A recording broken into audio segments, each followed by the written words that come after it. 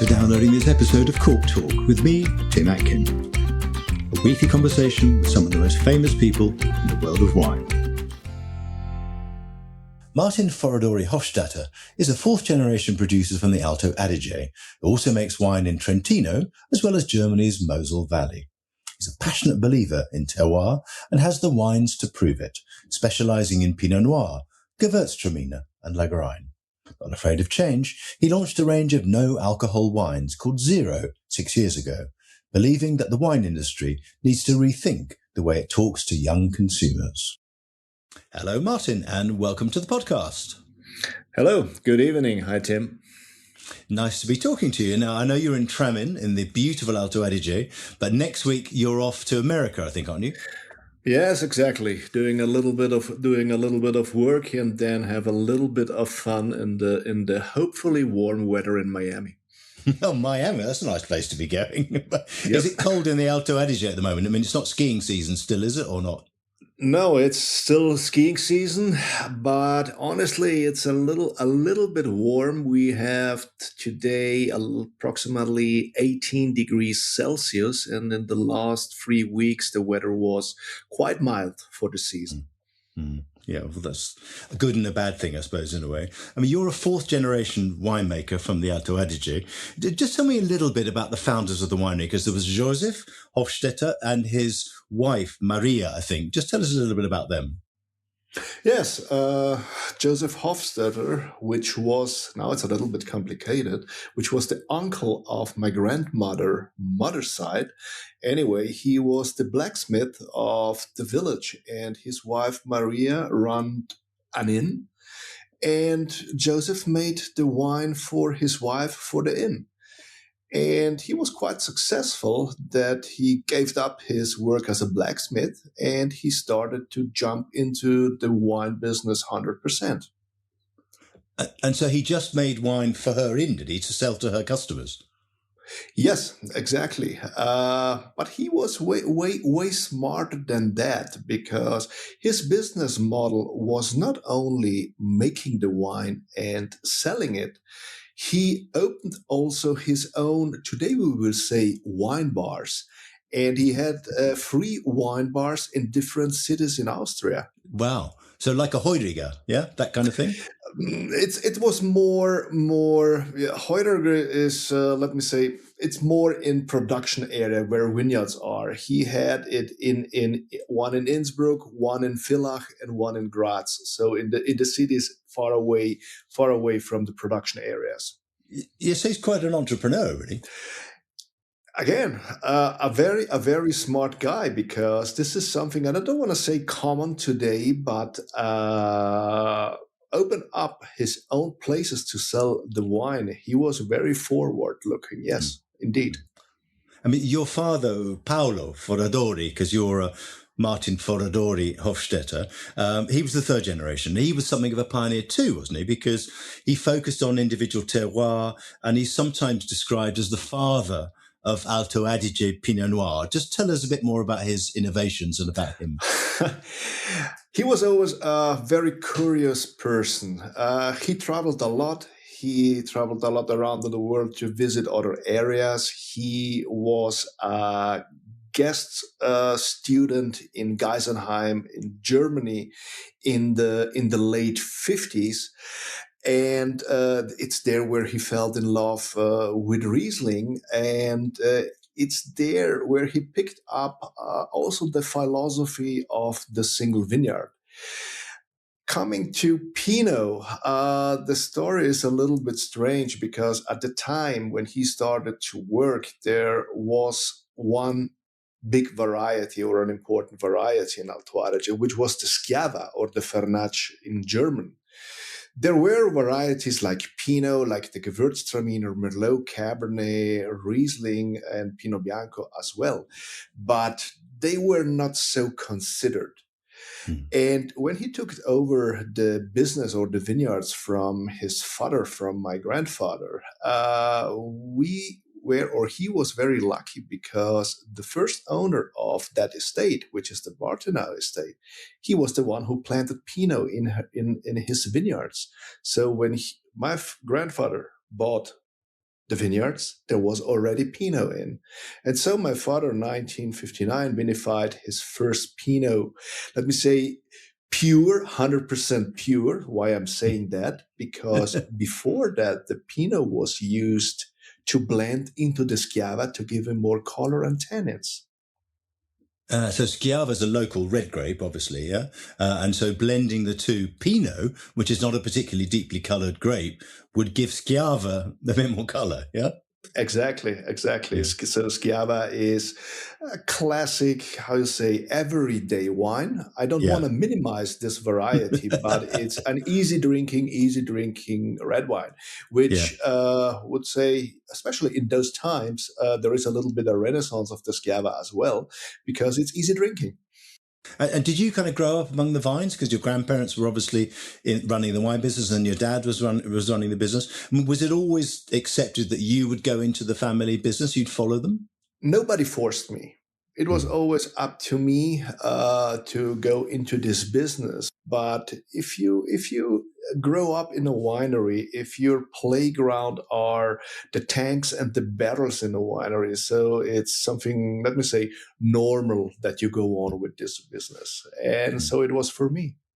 And do you have memories of kind of working in the winery as a kid? I mean, it wasn't slave labor, I know, but presumably you were in there as a kid in the holidays? Of course. Seeing all the tractors during the harvest coming in, being with my father,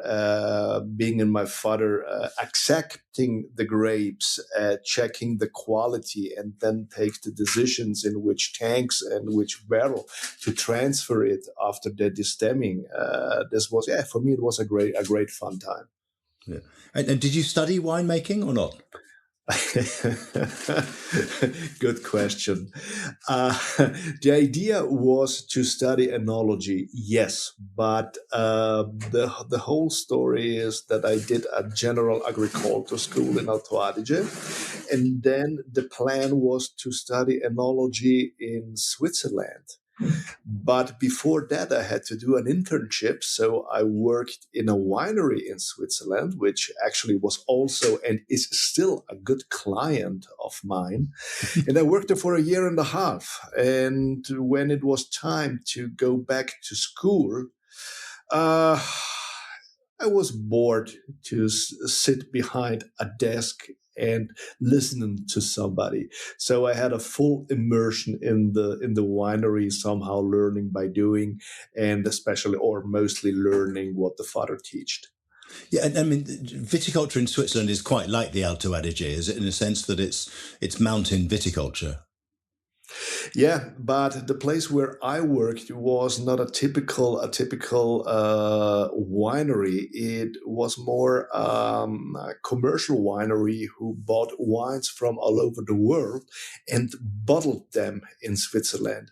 So I learned mostly there the technical part of wine and less the winemaking. Interesting, yeah. Well, that's pretty useful. And the commercial side of wine, right? Oh yeah, absolutely. No, it was very interesting because at the time the duties in Switzerland, they were not calculated on the wine, but on the weight.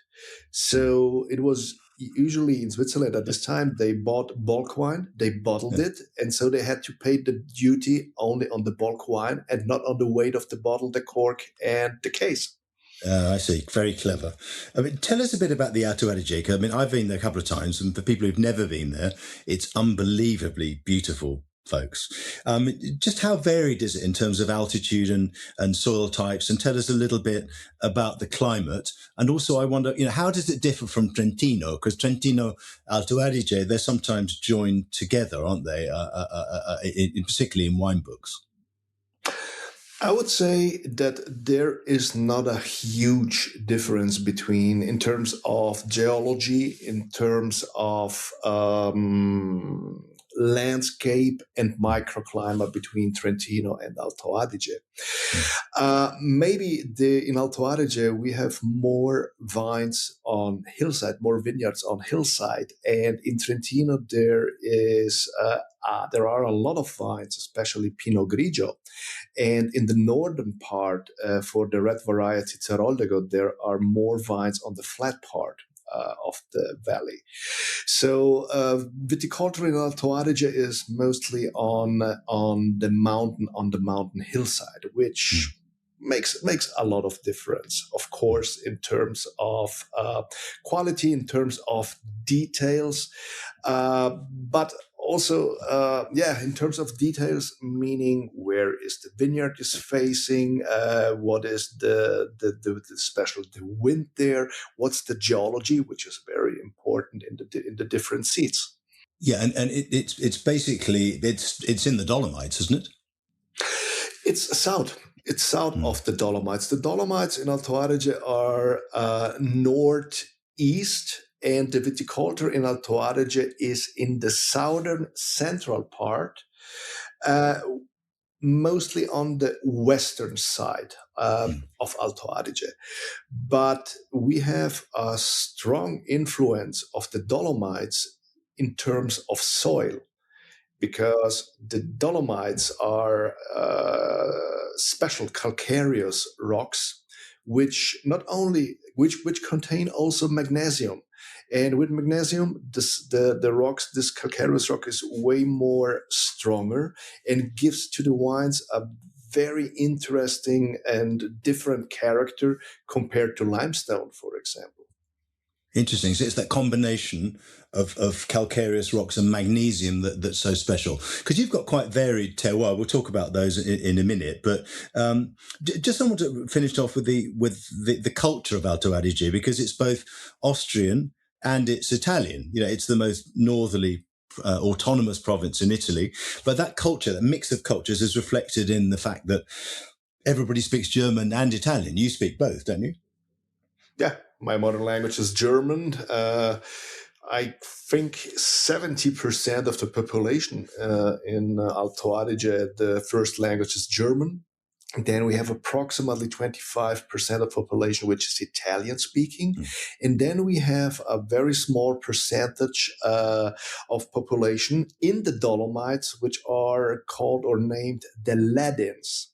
And this is the third language that we have in Alto Adige, but only in the Dolomite area. Yeah. And that's a minority language, obviously, by definition, because it's a very small area.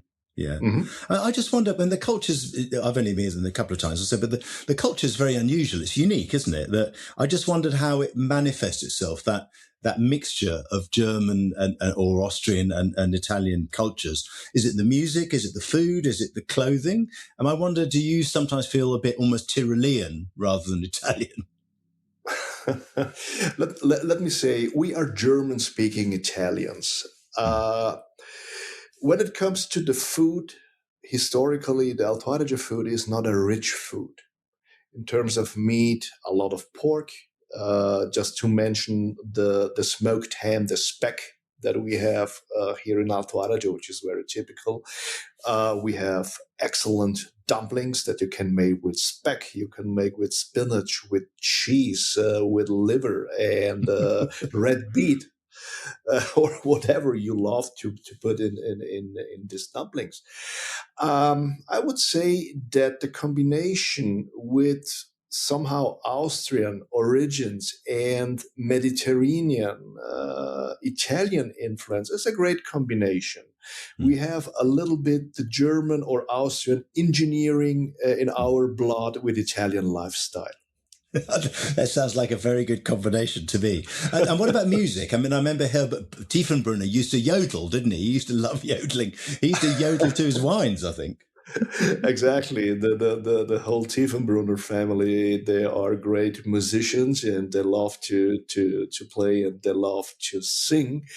Of course, we have the local classic bands, which are similar to the one in Austria and to Bavaria. Yeah. As well. But this is more local music with no, let me say, international touch. Well, I quite like it. But I mean, your family, you own, I think, nearly 60 hectares now, and they're spread over 3 regions. So you've got the Alto Adige, obviously, a little bit from Trentino, where your father came from. And you've also got a vineyard in the Mosel, in the Saar, haven't you? Just tell us, where are the vineyards and which is the highest? Is the highest going to be in the Alto Adige? So the main vineyards are in Alto Adige, so in the southern part. The main city of Alto Adige is Bolzano, so we are Mm. south of Bolzano, approximately 1.5 hours north of the city Verona. And we are in the lucky position with our vineyards in the southern part, which is called the Valle dell'Adige, to have vineyards on both sides of the valley. So the winery is located in the village Tramin, known for the Gewürztraminer variety, but we also have vineyards on the eastern part of the valley. Translated in microclimate, this means a difference of 1,000 hours of sun a year, which is a Wow. lot. So we have vineyards in the warm western part, and we have vineyards in the cool eastern part.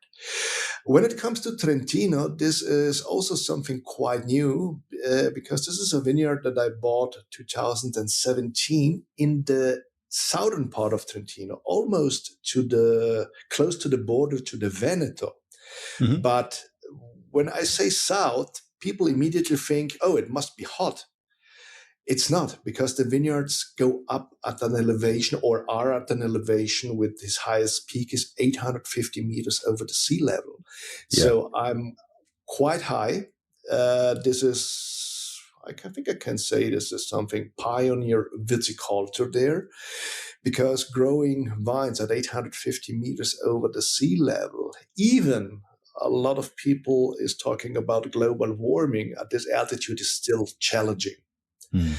And last but not least, 2014, I realized a dream, and this was producing Riesling in one of the best seeds of the world. And so I had the chance to buy a few hectares of Riesling vineyards in the Saar area. And a tribute to your father, in a way, who studied at Geisenheim and loved Riesling, right? Oh, absolutely, absolutely.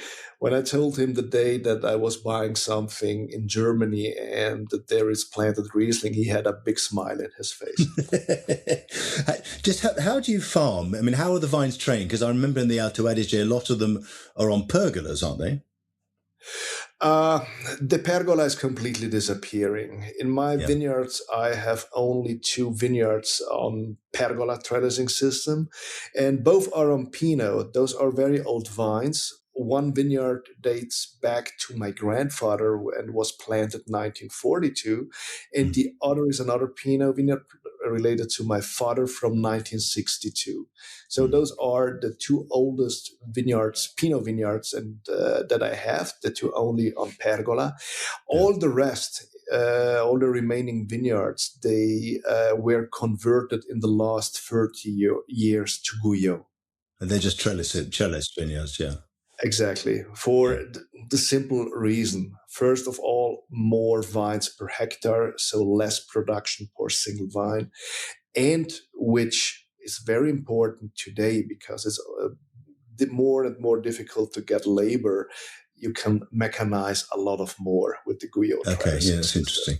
I mean, are you noticing the influence of climate change? I mean, everybody, I think, is around the world, but is it having an impact on you and the way you farm and when you pick and things like that?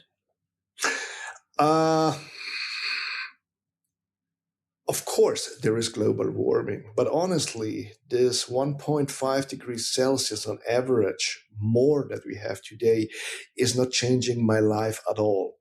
That was tricky. And we see it today because we had 3 weeks with very mild weather, and you literally can see not on the vines, but on the roses, for example, you can see that the bud break started.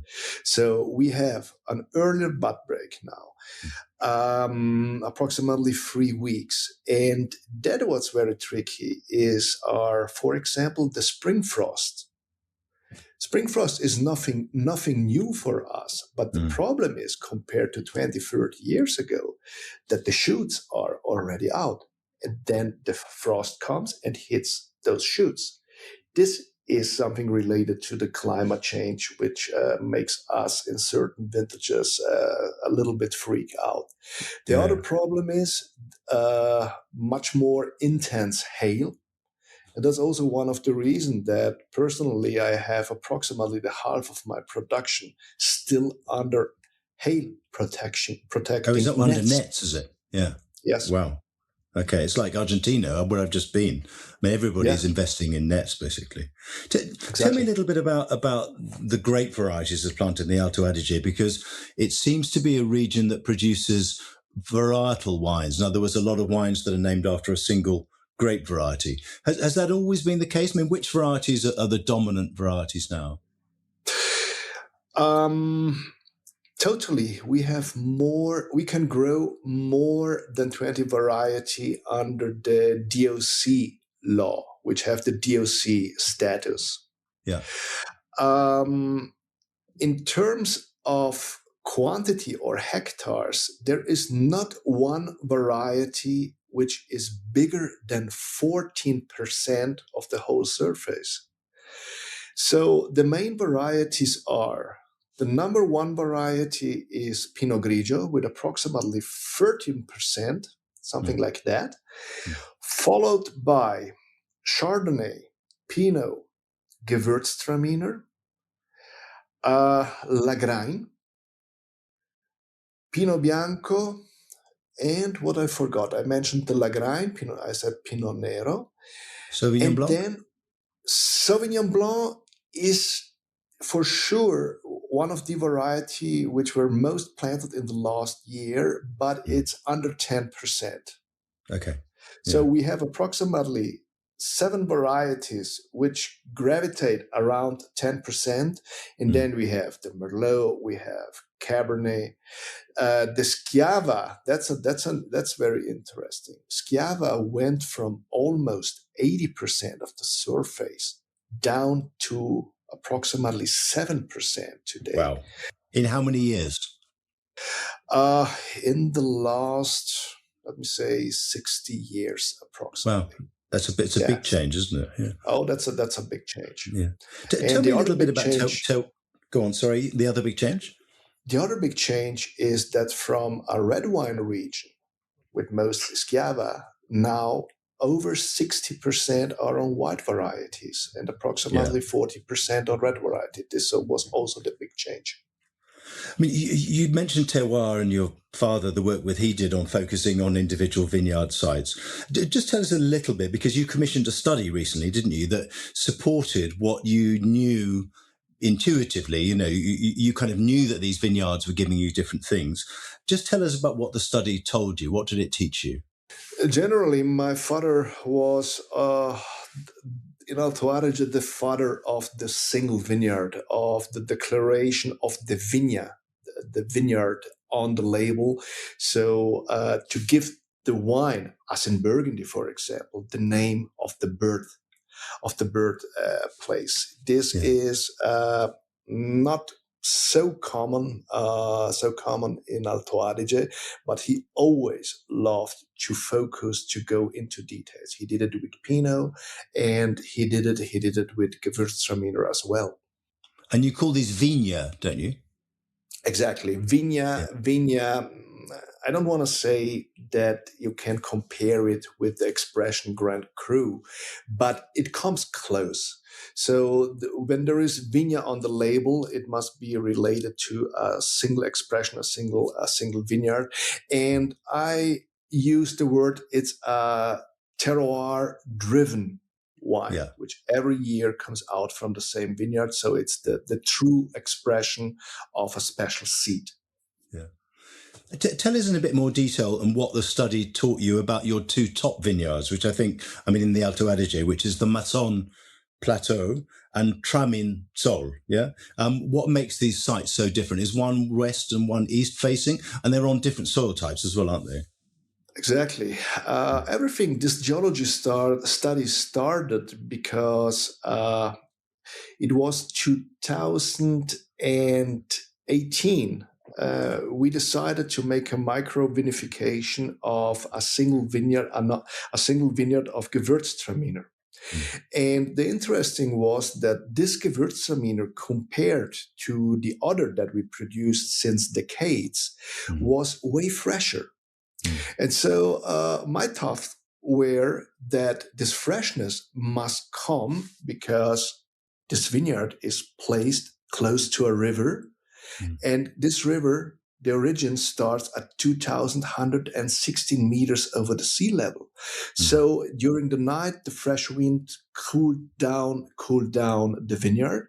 And so my idea was the freshness in this wine must come from this meteorological phenomenon. Then when I engaged 2 years ago this geologist, we digged in the vineyard to check the soil. He also received the data of the meteo station. And once he was ready, he looked at my face and he said, "Martin, I think you were completely wrong with the idea that the freshness comes from the mountains above the vineyards." And I was looking at him, "Why you're saying that?" Because I checked the meteo data and this vineyard is hotter than the other vineyard. So I was looking at him and I said, "So where is the freshness coming from?" And he said, "In this special vineyard, you have a strong influence of the Dolomia, which is the calcareous soil from the Dolomites. And they have this fresh impact on the wine." And the same happened on the other side of the valley, where we checked the soil of 3 single vineyards. And in 2 of these vineyards, we had the soil called from the Werfener layer. So the Werfener layer belonged to 250 million years ago. But the 3rd vineyard, which was a little bit higher in elevation, the wine was fresher, but not, again, because the 100 meters of elevation more, but because in that area, in the higher part of the area Mazzon, of this AVA, was also with dolomite soil. So this was open, my eyes opened. I said, and I found out for me, for my family, for my winery, that the meteo, the temperature is of course important, but the influence of the soil is way bigger, greater in the wines. That's really interesting. Yeah, I can't wait to taste those in the wines when we talk about them. How many different wines do you make? That's a good question. I think is it nearly 30? I think I counted 30. No, it's less. It's less than 30. It's around 22 or 23. Yeah. This sounds like a lot of wines, but for my size of winery, I work just with a few varieties. So I have a total of 6 Pinots. I have four different Gewürztraminer. I have 3 different Lagreins. So I follow the steps of my father, going into details, make single vineyard out from the same variety. I don't have varieties like Silvaner. I don't have varieties like Grüner Veltliner. According also to my son, varieties like Merlot or Cabernet, they will completely disappear in a few years in my vineyards, because I want to concentrate just on a few varieties, but go way more into detail. Yeah. I want to ask you a little bit about Gewürztraminer, because you're in the village of Tramin. Now, it's sometimes said to be the home of Gewürztraminer. Gewürz, spicy in German, Tramin from Traminer from Tramin. Is that true? Did it actually originate in the village? Yeah, absolutely. That's true. And today there is only one person who believes this, and this is the mayor of the village. So it's not true.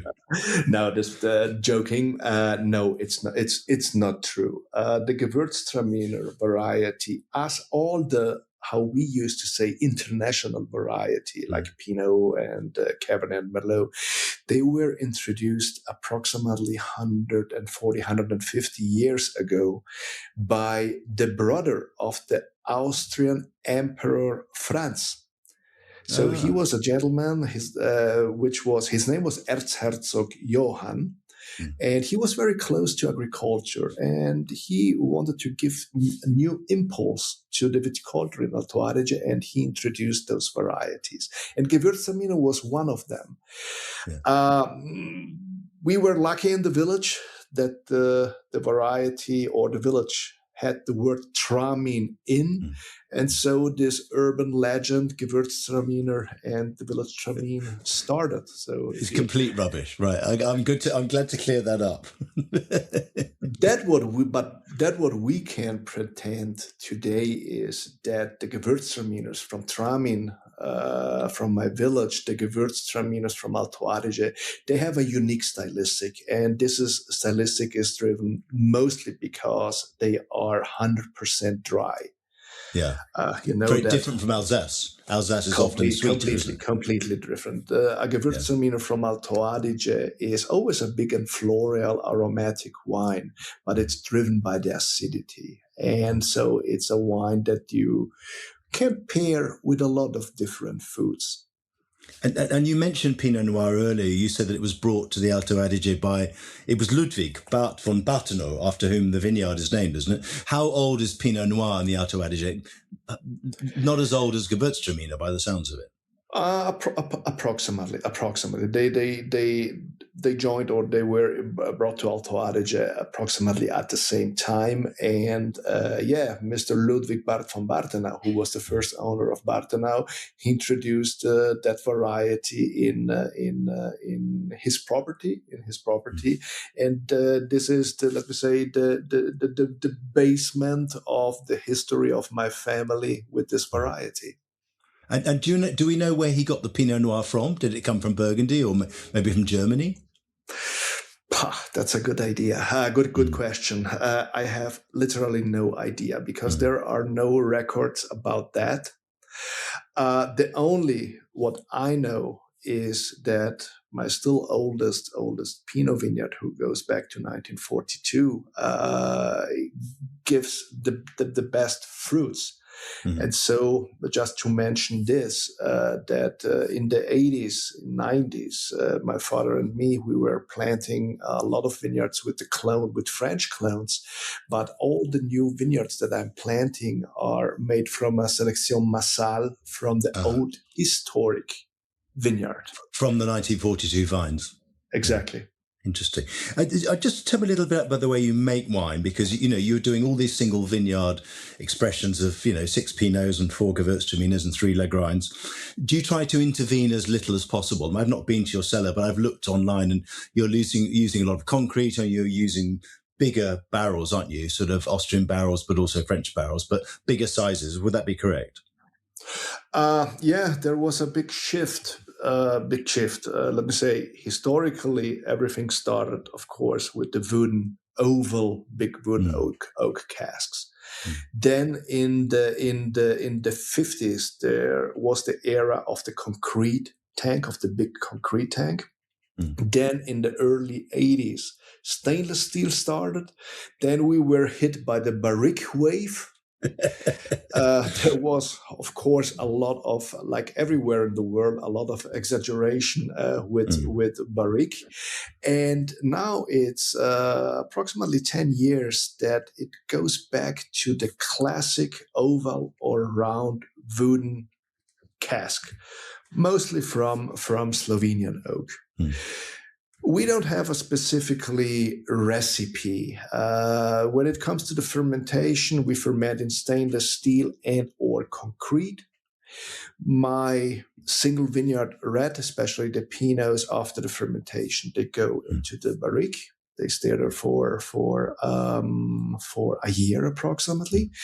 The big difference compared to 10 years ago is that we ferment the whites again in the big oak casks, and we let them on the lees for at least 2 years. This is the new introduction, or the way how we make our single vineyard white wines now compared to the past. Is that the way your father would have made wine, do you think? Or your grandparents? Somehow, yes. Maybe the contact on the lees was not so usual at my father's side. This is something that I and my winemaker introduced 10 years ago. I want to talk to you a little bit about no alcohol wines, because you make a line of 3 wines, I think it's called Zero. And you wrote an article on my website, actually, where you responded to what somebody else had written. Do you think that these no alcohol wines could be part of wine's future? Are they helping you, as it were, to keep vineyards in the ground? Maybe not in Alto Adige. Alto Adige is too small, and the grapes and the wines are too high priced that we will de-alcoholize wines in Alto Adige. I started to jump into this adventure thanks to my son 6 years ago, and I'm still doing it in Germany. I do it with Riesling, which has a great acidity, which has the right aromatic. To come back to your question, if the de-alcoholized wines will save the vineyards, maybe not in Alto Adige, maybe somewhere, yes. Everybody knows that the wine consumption is going down, not only since a year or two, but since decades. And I think today having the technology who helps us to produce a beverage who goes close to wine can give a little help to the wine industry, but mostly we are able to approach with a product who comes out from vineyards who have different way of drinking compared to my generation. Yeah, I think that's true. I wanted to ask you a little bit more about your kids, because your kids are Emma and Niklas, yeah, and they're involved in the business. They're generation number 5. What are you learning from them? I mean, you said that your son has encouraged you to make a no alcohol wine. What are the 2 kids? How are they changing you and the way you see the business in any way? They give a big help in, let me say, transform also the way how we talk about our wines. Generally speaking, I'm not the first which is saying this. The way how we communicate wine is a little bit old. The young generation has a different approach to the wine. They are looking for different, I don't want to say characteristics in the wine, but maybe for different informations. Is the wine fresh? Can I pair it with spaghetti? Can I pair it with a crab cocktail, or with what? They want more essential informations. And Niklas and Emma, they give a big help into going into this direction. Absolutely. So it's a fresh breeze, because I'm the first one who admits that after more than 30 years being in this business, you start to develop a little bit like a tunnel view. So a fresh breeze is always welcome and important after all these years. Yeah. I think that's a very good idea. The final question is, how do you get away from wine? I mean, you're a very busy man. You've got a successful winery. You've got vineyards in 3 different places, one in another country. And how do you relax? How do you get away from it? So when I don't have problems with my back, I love to hike. During the warmer season, I love to bike, and of course, having the big opportunity to living an hour car drive far away from the Dolomites, from the best ski resorts of the world, of course, then I ski a lot. So you're a very active man. Absolutely. Yeah, it's good to hear it. Well, you're making some delicious wines as well, and I love all the things you're doing with these single vineyard wines. I think it's fascinating in the study of terroir and of geology. Martin, it's been fantastic talking to you. Thank you so much for sharing your amazing knowledge of your region and your passion for what you do. It's been great talking to you. Thank you very much, Tim, and thank you for the invitation. Talking to Martin and tasting his wines has made me look at Gewürztraminer in a new way. It really is time I went back to the Alto Adige. Next week on Cork Talk, my guest is Jade Gross from San Vicente de la Sonsiera in Rioja. Join me then. Thanks for listening to Cork Talk. If you want to read more reports, articles and tasting notes by me, go to my website, timatkin.com. You can also follow me on Twitter @timatkin and on Instagram @timatkinmw. See you next week.